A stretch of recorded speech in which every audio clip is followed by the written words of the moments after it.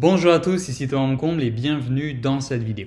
Dans cette vidéo, on va voir ensemble comment faire pour pouvoir déclarer vos placements financiers. Donc on va voir ensemble comment ça se passe, qu'est-ce que vous devez déclarer, qu'est-ce qui est imposable, qu'est-ce qui n'est pas forcément imposable, de quels documents vous allez avoir besoin. Vous avez certainement reçu des feuillets fiscaux, donc on va voir ensemble à quoi ça correspond, où aller les retrouver si vous ne les avez pas reçus. Donc on va voir ensemble tout ça.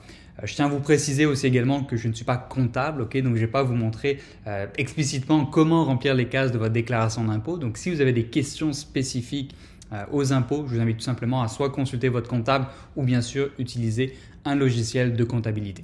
Alors pour commencer, on va d'abord déterminer qu'est-ce qui est imposable. Vous avez besoin d'effectuer une déclaration, des choses qui ne sont pas imposables. Dans ce cas-là, aucune déclaration à effectuer. Donc si on commence par ça, de façon générale, tous les comptes enregistrés, CELI, REER, CELIAP, régime épargne études, compte de retraite immobilisé, etc.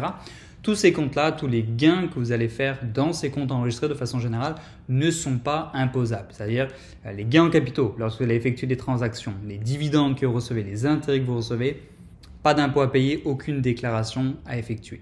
Les seules choses à prendre en compte donc avec ces comptes enregistrés de façon générale, c'est uniquement si vous venez effectuer une cotisation par exemple à votre compte REER ou à votre compte CELIAP. Les cotisations vers ces comptes sont déductibles d'impôt. Donc à ce moment-là, vous allez devoir demander à votre institution, vous avez peut-être déjà reçu une copie, habituellement c'est en début d'année, entre janvier et mars, d'un document qui s'appelle un reçu de cotisation REER ou CELIAP par exemple. Donc sur ce document, vous allez avoir tout simplement le montant que vous avez cotisé à votre compte REER ou CELIAP et que vous allez pouvoir après utiliser dans votre déclaration d'impôt pour pouvoir diminuer vos revenus imposables. Si vous êtes plus âgé à la retraite et que vous allez effectuer un retrait d'un compte REER par exemple, pareil, vous allez recevoir un document pour venir ajouter le montant du retrait à votre revenu imposable. Autrement, tous les gains que vous faites à l'intérieur de ces comptes-là, vous n'avez aucune déclaration à effectuer parce que ce n'est pas imposable. Et si vous, par exemple, vous avez uniquement un compte CELI, vous investissez directement à partir de votre compte CELI seulement, eh bien vous n'avez aucune déclaration à effectuer parce que les gains ne sont pas imposables, les cotisations ne sont pas déductibles et les retraits ne sont pas imposables non plus. Donc, c'est parfait. Alors en fin de compte, qu'est-ce qui est imposable? Eh bien tout simplement les gains que vous allez effectuer dans des comptes non enregistrés. Que ce soit un compte non enregistré classique, personnel, ou si vous investissez avec votre compagnie, votre compte corporatif est un compte non enregistré. Donc pareil, vous allez être imposé sur les gains que vous allez générer dans ces comptes d'investissement. Donc que ce soit des gains en capitaux, si par exemple vous avez vendu une action ou un titre à profit, vous avez déclenché un gain en capital. Si vous recevez des dividendes, si vous recevez des intérêts, vous allez être imposé sur tout ça. Donc, selon le type de revenu, vous n'allez pas être imposé de la même façon. J'ai fait une vidéo à ce sujet que je vous invite à regarder ou tout simplement, sinon, poser la question avec votre comptable.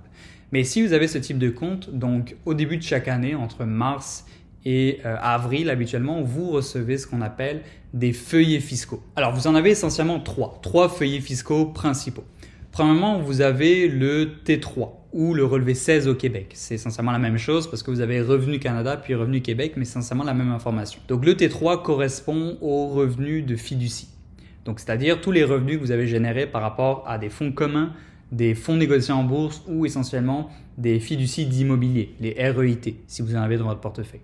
Donc ça correspond tout simplement aux distributions que vous avez reçues de ces fonds-là. Ce n'est pas si vous avez effectué des transactions. Si vous avez acheté un FNB puis vous l'avez revendu et effectué un gain en capital par exemple, ça ira sur un autre relevé. Ce relevé ici T3 correspond uniquement donc aux distributions que vous avez reçues de ces fonds-là. Donc ces distributions peuvent être du gain en capital, ça peut être également aussi des dividendes ou des intérêts ou revenus étrangers. Donc ça c'est le T3. Ensuite, vous avez le T5 ou le relevé 3 au Québec.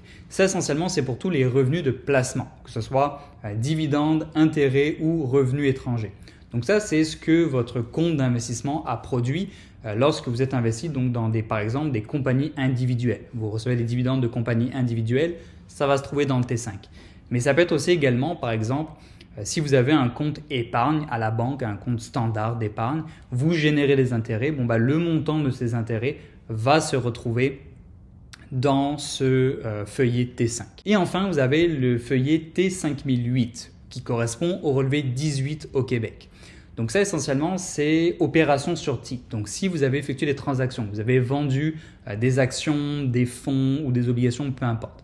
Sur ces feuilles-là, vous allez retrouver le produit de la vente. Donc ça vous permet de calculer si vous avez effectué des gains ou des pertes en capitaux.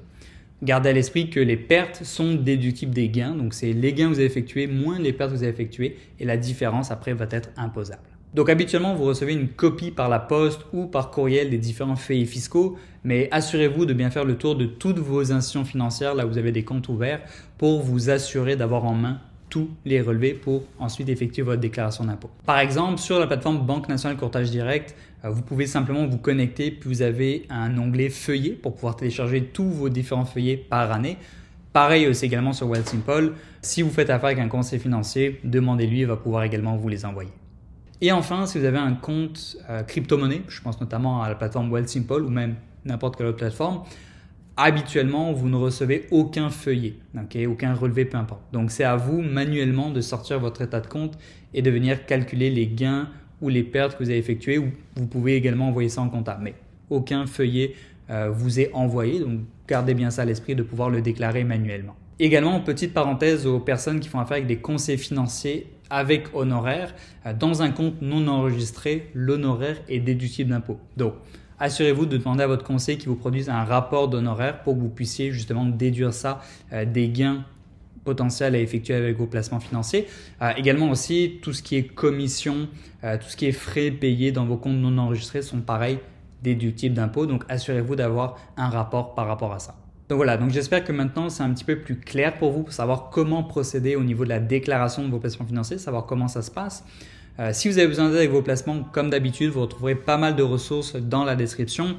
Autrement, si vous avez des questions, posez-les à votre comptable si c'est spécifiquement aux impôts. Mais si c'est des questions de façon plus générale, vous pouvez les marquer dans les commentaires.